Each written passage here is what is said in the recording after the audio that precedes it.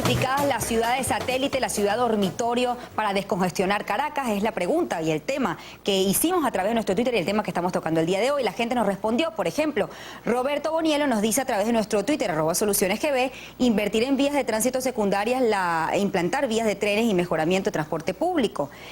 Sánchez Tafur nos dice, el transporte público es vital para lograr equilibrio en el tránsito, de eso se trata la planificación. Hoy es la improvisación. Pestana nos dice, descongestionar Caracas es una tarea gigante. Lo que fue un remedio se empeoró y ahora pues enferma Caracas. Día de parada para Pestana es la solución. Sánchez Tafur, lo lógico sería dotar de servicios, planificar antes de empezar a construir desaforadamente en las periferias. Adolfo nos dice, creo que se deberían planificar y hacer nuevas ciudades Bolívar, crear nuevas ciudades porque sitio hay. Enrique nos dice, ciudades dormitorio, pero creo que el 85% vienen a Caracas a trabajar y las colas que soportan para ello. Iker 80 nos dice, puede ser una solución, pero para ello se necesitan más vías alternas, por ejemplo. Ramos nos dice, reactivar el sector industrial, garantizar el empleo social y seguridad, el resto mejoraría por la misma comunidad. También nos dice que Guarena fue una ciudad industrial donde hubo empleo, hospitales, colegios y excelentes urbanizaciones. Luis Venezuela dice, descongestionar Caracas implica descentralizarla. Parte de los comentarios, y fíjate que aquí tomo un poco el comentario de Luis, que nos dice que descongestionar Caracas significa descentralizarla. ¿Realmente se descongestiona Caracas construyendo en la periferia? Es la pregunta. ¿Cabe una Caracas dentro de Caracas, que es ahora pues el nuevo paradigma del gobierno? De hecho, se están construyendo 27.000 casas en Caracas y mucha gente pues dice que aquí no cabe más gente. ¿Qué opinan ustedes? Yo sí quiero abordar ese tema, Shirley, porque sí sé que eso es como una idea que está como muy metida en el pensamiento y en el corazón de la gente, que es la idea de descongestionar la ciudad, o sea, de mover la población. La población tiene que salir de Caracas. Población hablada en tercera persona, ¿ok? A lo mejor no puedes hablar quién es que se tiene que ir.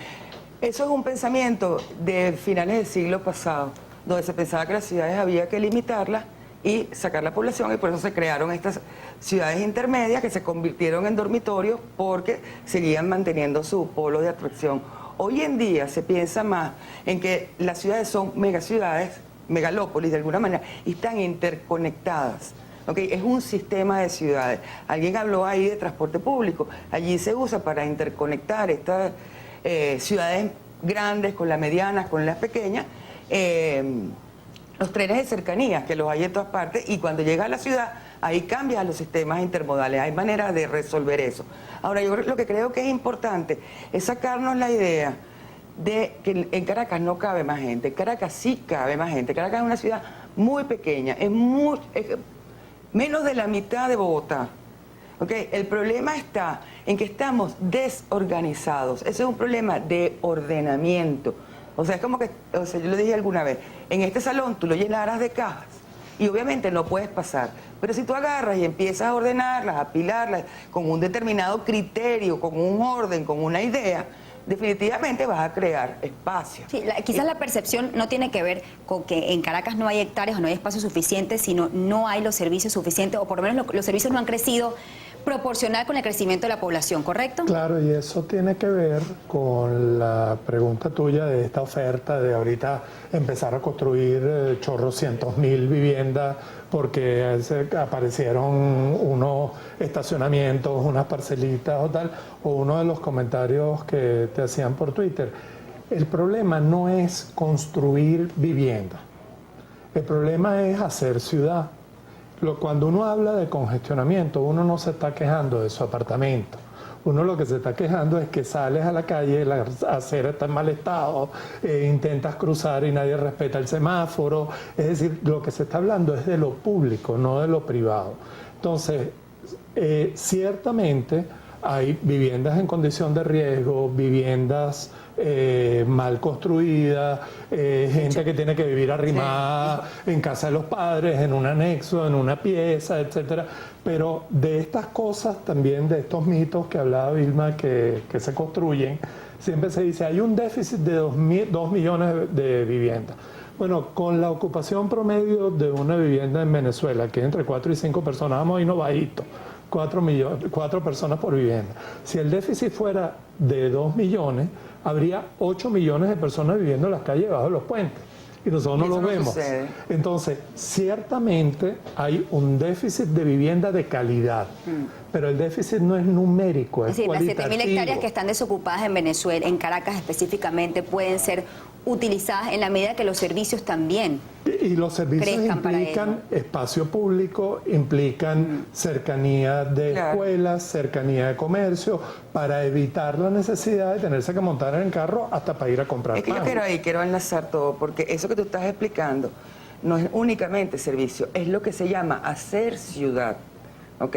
Y hacer ciudad es una cosa mucho más global que únicamente servicios, vialidad e infraestructura. Es crear las condiciones para que se dé la interrelación de los habitantes que están ahí. ¿Y cómo se hace ciudad? Para hacer ciudad tú tienes que trabajar el ordenamiento de todos los componentes que trabajan en una ciudad.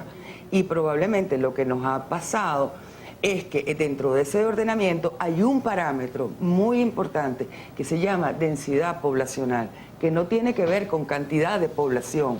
Y ese parámetro de densidad, que es la cantidad por metro cuadrado, que es una proporción, es la que nos permite organizar la ciudad para que sea ordenada y podamos hacer ciudad con calidad. Entonces, mientras no trabajemos el componente densidad dentro de todo nuestro ordenamiento urbano, lo revisemos, porque ese parámetro está fijo desde el año 51, 60 años, hace 60. Mientras no revisemos esos parámetros que a lo largo de la historia y en todas las ciudades del mundo ya se han modificado, no vamos a poder realmente ordenar las ciudades.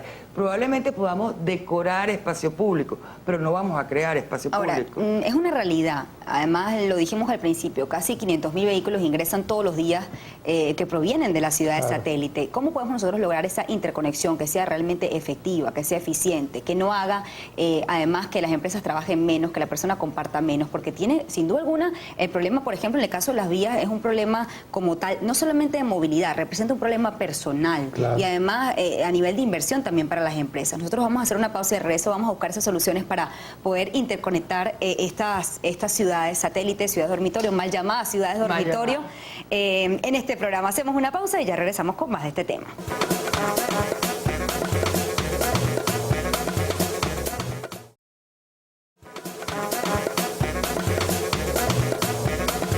Están planificadas las ciudades satélites, ciudades dormitorio para descongestionar Caracas, es el tema que estamos tocando el día de hoy. La gente nos dice a través del Twitter. Rafael Marín, el tema es la pérdida de horas hombre y su aportación o su aporte en el Producto Interno Bruto.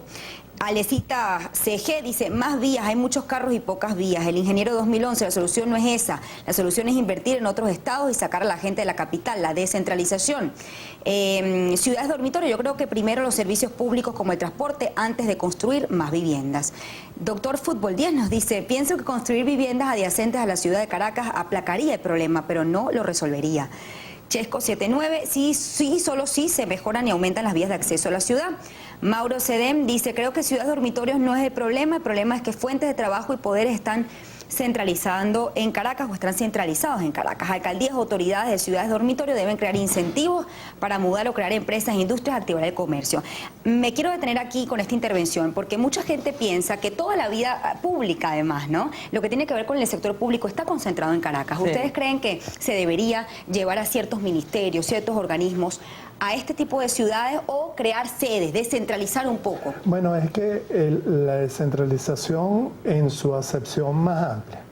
Si uno tuviera municipios realmente autónomos, que entonces tienen capacidad de recibir fondos a través del IVA, etcétera, los municipios compiten entre ellos.